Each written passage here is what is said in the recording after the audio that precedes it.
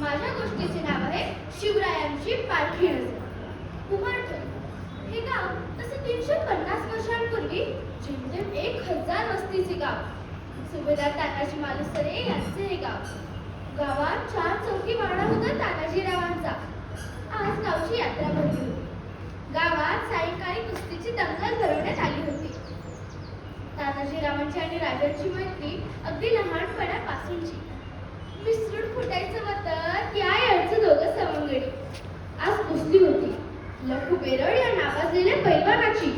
त्याचे बस्तात होते खुद्द बाजी पासलकर आणि त्याच्याबरोबर लढणार होता तो भिकाजी ढेरे हा हिरसट मावळातला.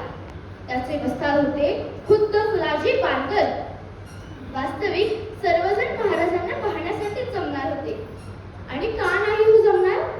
लेकी सुना, संत सज्जन, काय वासरे सारे सुखावले होते राजांमुळे. राजांनी स्वराज्य आणले होते. मैदान खचाखच भरले होते.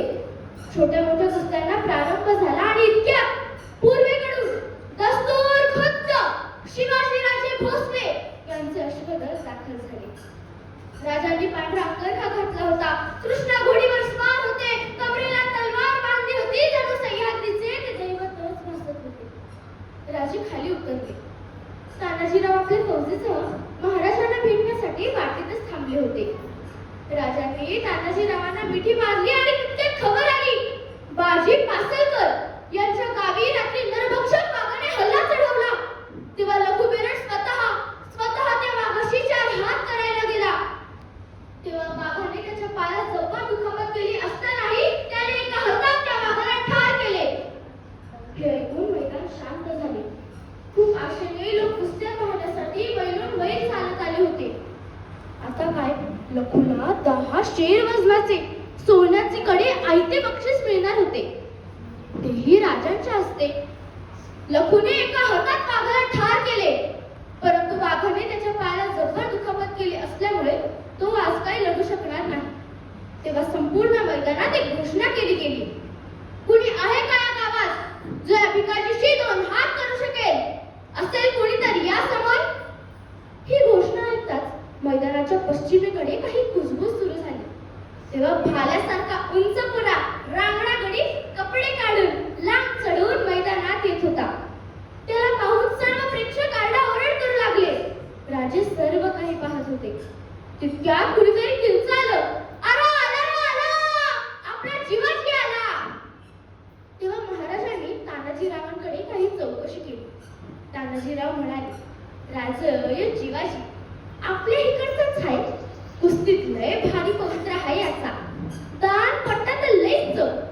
फक्त परिस्थिती नाही. याचं वडील आपल्या थोरल्या महाराजांसकटच होतं. निजामशाहीचा दंगा झाला तर याचा बाचा पाय कायमचा रिकामी झाला. त्यानंच याला तयार केलाय. राजांच्या चेहऱ्यावर एक तेज आले होते. कुस्तीची सलामी झाली. भिकाजीने ठोक्यावर ठोके टाकून जीवाजीला नमवण्याचा प्रयत्न केला. परंतु जीवाजीनेही तितक्याच अचूकतेनं आणि ताकदीनं तो चुकवत होता. डाव प्रतिडाव करत एक अर्धा तास उलटला. भिकाजीनं उसण्या अवसरानं पळत येत पटात शिरण्याचा प्रयत्न केला. परंतु सावध जीवानं अशी काही खेळी खेळली की भिकाजी अक्षरशः 5-6 फूट दूर उडून पाठीवर पालथा झाला. सर्व प्रेक्षक अस्ताव्यस्त होऊन वेड्यासारखे आत घुसले. जीवाजीला अक्षरशः डोक्यावर घेऊन नाचू लागले. शिंगे करणे गरजू लागली. महाराज येत होते. सर्वजण पटापट बाजूला झाले. राजांनी हसत जीवाजीला मिठीच मारली. राजांच्या मनात काय राजकारण होतं ठाऊक नाही. परंतु ते जाम खुश झाले होते. त्यांनी 10 शेर वजनाचे सोन्याचे कडे जीवाजीला भेट दिले. आणि राजे म्हणाले, काय रे जीवाजी, काय करतोस? तेव्हा जीवाजी म्हणाला, काय नाही राज, वरातीत पट्टा फिरवतोया, दंगलीत कुस्त्या खेळतोया. राजे म्हणाले, बरं, येशील का आमच्या बरोबर? कुस्तीही खेळायची आणि पट्टाही फिरवायचा, फक्त गणिमांसोबत. बोल, आहे का मंजूर? जीवाजीने हसत होकारार्थी मान डोलावली.